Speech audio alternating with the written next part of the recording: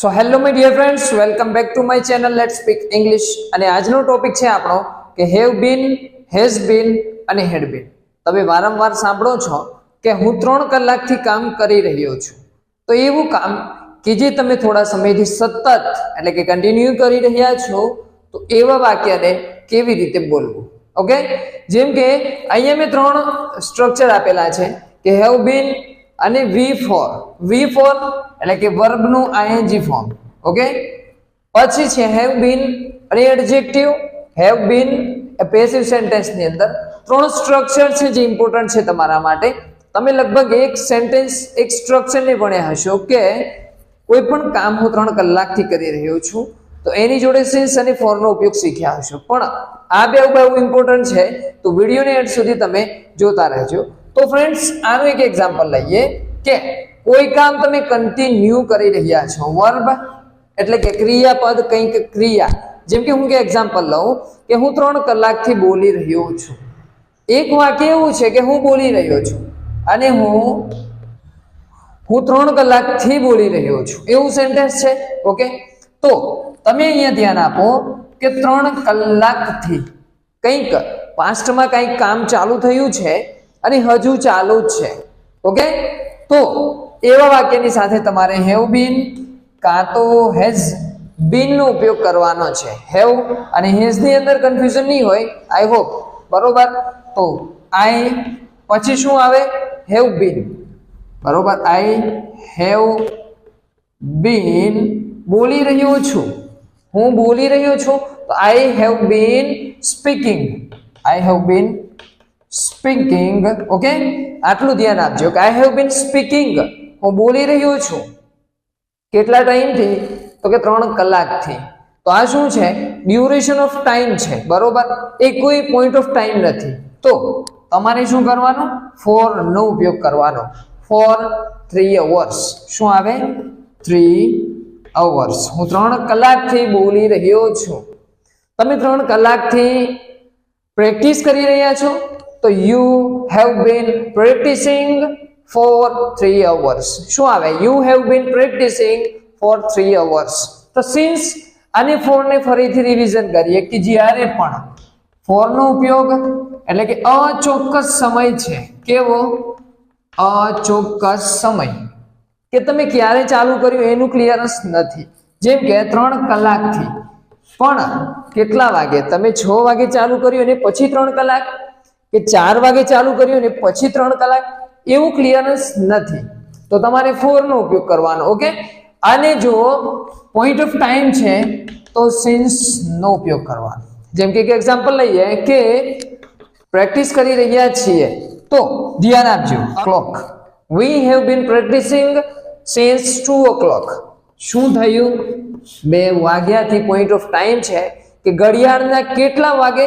તો કે 2 નો કાંટો 2 ઉપર છે, જ્યારે કલાક કાંટો, ત્યારથી અમે પ્રેક્ટિસ કરી રહ્યા છીએ. અને અહીંયા શું છે? 3 અવર્સ. અરે કયા 3 અવર્સ? I don't know.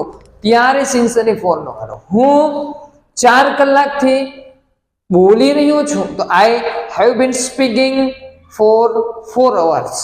હું 4 વાગ્યાથી ભણાવી રહ્યો છું, તો I have been teaching since 4 o'clock. શું આવે? I have been teaching since 4 o'clock.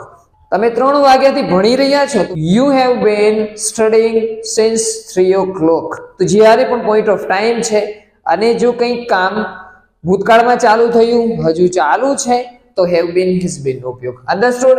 હજુ વધારે સેન્ટેન્સ લઈએ કે હું 4 કલાકથી મોબાઈલ યુઝ કરી રહ્યો છું, તો I have been using a mobile for 4 hours. I have been using a mobile for 4 hours.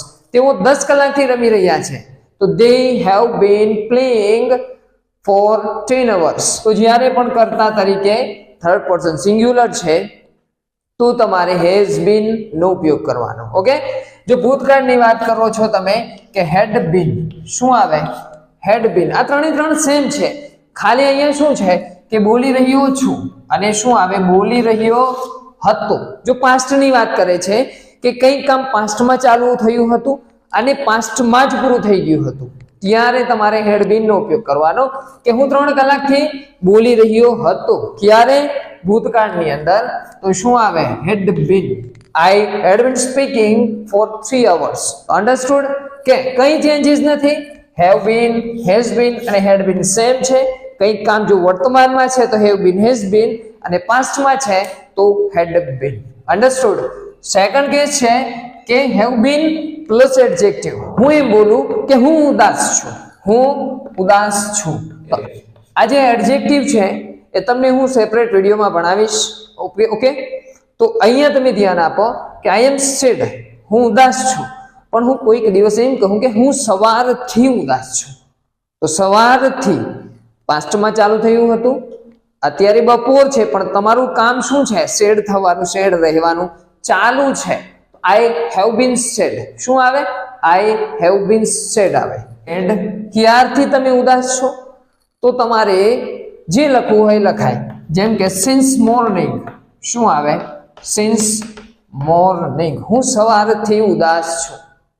હું 3 વાગ્યાથી ખુશ છું. તો I have bin happy since 3 o'clock. કે હું 10 કલાકથી ખુશ છું. આઈ have bin happy four 10 hours. હું સવારથી થાકેલો છું. આઈ have bin tired since morning શું આવે? કે હું સવારથી થાકેલો છું. તે સવારથી બ્યુઝી છે, કાં તો તે 3 મહિનાથી બ્યુઝી છે, બહુ જ બ્યુઝી છે કોઈ માણસ 3 મહિનાથી, તો હી હેઝ બીન બ્યુઝી. તે બહુ બ્યુઝી છે. કેટલા ટાઈમથી? તો કે for 3 months. He has been busy for 3 months. Friends, I hope કે ક્લિયર થઈ ગયું હશે કે જ્યારે પણ એડજેક્ટિવની વાત કરે કે સેડ, ટાયર્ડ, એંગ્રી, બ્યુઝી, તો તમારે હેઝ બીન નો ઉપયોગ કરવાનો. પણ કયા કેસની અંદર? આ કેસની અંદર નથી કરવાનો કે આઈ એમ સેડ, હું હાલ ઉદાસ છું. પણ એવું ઇન્ક્લુડ નથી કે ક્યારથી ઉદાસ છે. પણ જ્યારે પણ ક્યાર કંઈક સમયગાળો બતાવે લાંબો, ત્યારે તમારે શાનો ઉપયોગ કરવાનો છે? હેઝ બીન નો. અન્ડરસ્ટુડ? અને થર્ડ કેસ છે આપણો કે હેવ બીન, એનો ઉપયોગ છે પેસિવ સેન્ટેન્સની સાથે. પેસિવ સેન્ટેન્સની સાથે. પેસિવ એટલે તમને ખબર છે, જો નથી તો આપણે સ્ટડી કરીશું. પણ આ વિડીયોની એન્ડ સુધી તમે ખાલી કન્ટિન્યુ કરો કે ફ્રેન્ડ્સ, જ્યારે પણ કંઈક કર્મની વાત છે કે કર્મ મેન છે, શું આવે? આઈ પ્લેડ ક્રિકેટ. હું ક્રિકેટ રમ્યો. આટલી તો તમને ખબર પડે છે કે કંઈક કામ પૂરું થઈ ગયું છે.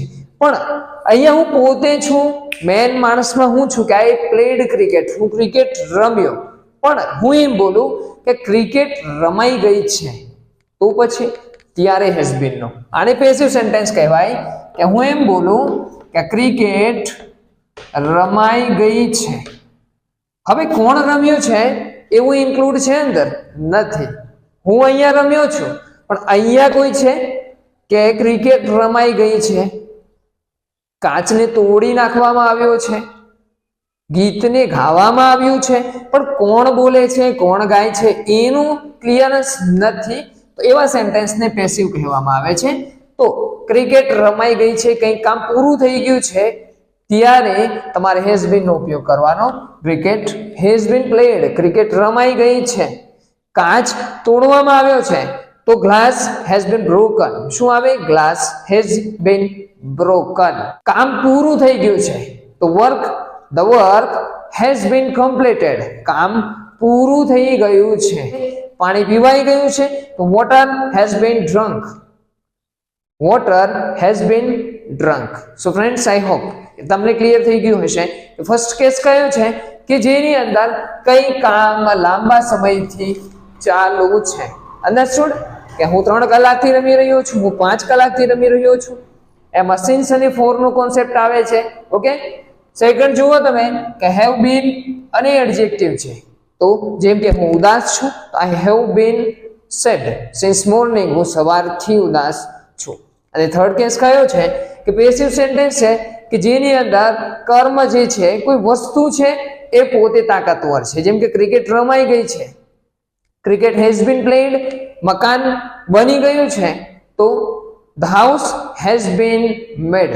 મકાન બની ગયું છે. સો ફ્રેન્ડ્સ, આઈ હોપ કે આ જે સ્ટ્રક્ચર છે 3 એ તમને બહુ હેલ્પફુલ થશે. સો વિડીયો ગમે તો મિત્રો સુધી શેર કરો.